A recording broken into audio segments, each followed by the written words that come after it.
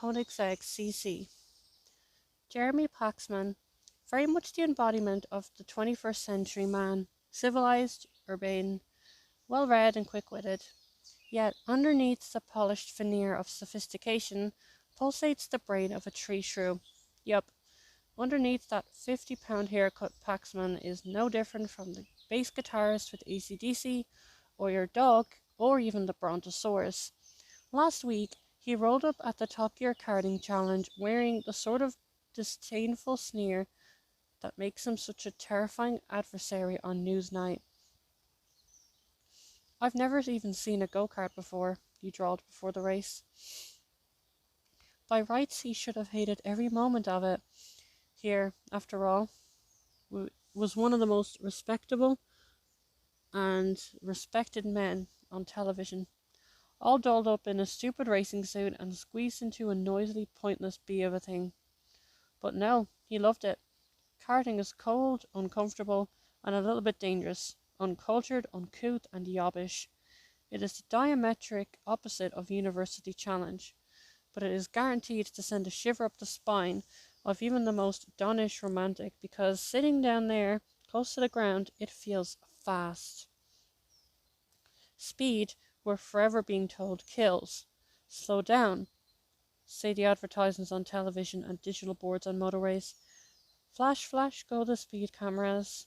The message is clear and constant, but I'm afraid you might as well try and teach a lamppost how to tie shoelaces.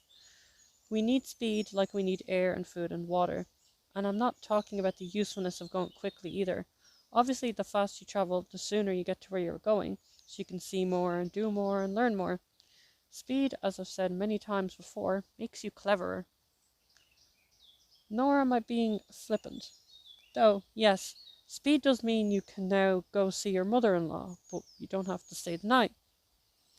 What I'm being is scientific. Thousands of years ago, what caused a man to come out of his cave and think, I wonder what's in the next valley? The risks of going to find out were immense, but obviously he went ahead, or we'd all still be living in Ethiopia. More recently, what caused Christopher Columbus to sail across the Atlantic, or Neil Armstrong to fly to the moon? Why do people bungee jump? Well, it's simple. We like risk. Deep at the root of any brain in the animal kingdom is the limbic system, a sort of slug-like sticky thing that controls our instincts. When we do something dangerous, it dumps a load of dopamine into our heads that makes us euphoric.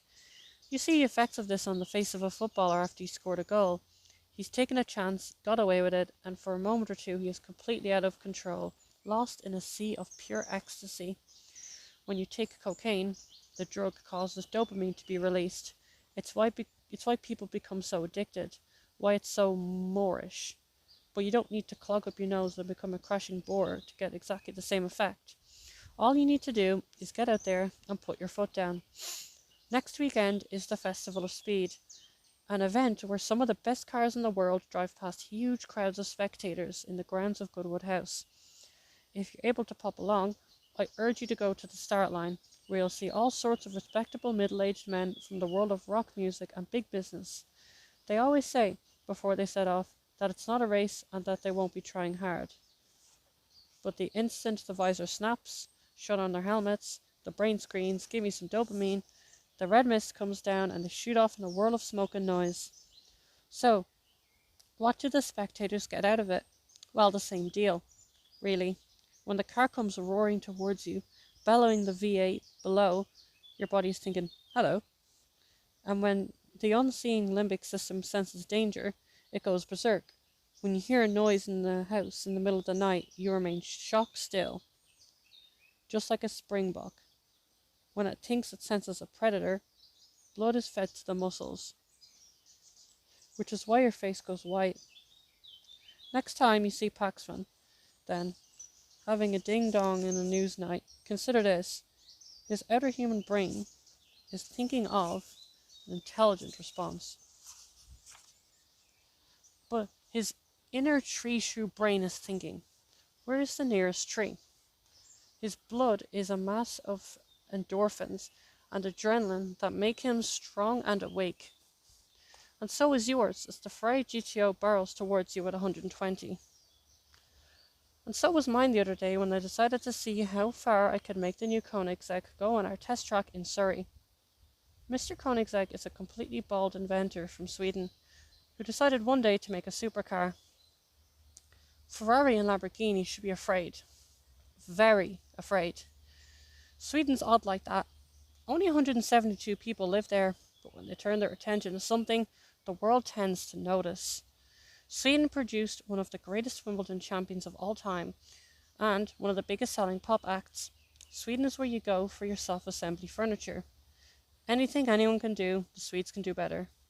Only a few years after someone failed to assassinate Ronald Reagan, someone shot the Swedish Prime Minister, Olof Palme, and, unbelievably, they still haven't caught him. So, what's the new car like? Well, it's almost the same weight as a McLaren F1. It is a little bit more aerodynamically efficient.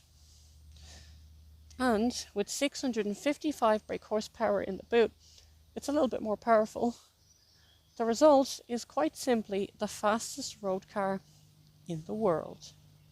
They're talking about a top speed of 240 miles per hour, and that's about 30 miles per hour faster than Michael Schumacher drives when he's at work. My limbic system was impressed, and it was even more impressed when I came back from my first speed run to say the front feet was feeling a little light. No problem, said Mr. Koenigsegg. We will jack up the back of the car a bit. And do you mind if we put some gaffer tape around the windscreen? Wow, it's risky enough to drive any car at more than 170 miles per hour, but to do it in a car that's been jacked up a bit and has a windscreen held in place of duct tape? There are so many chemicals coursing around my arterial route map that if you'd cut me, I'd have bled pure acid. Eventually, I got it up to 174 miles per hour. 4 miles per hour faster than I'd managed to get any other car on the test track. And when the dopamine came, speed kills? Maybe. But it doesn't half thrill as well. So does the Koenigsegg. It's an absolute beast, as hot as the centre of the earth and as noisy as a foundry. It's like working out on the footplate of a steam train, but the rewards are huge.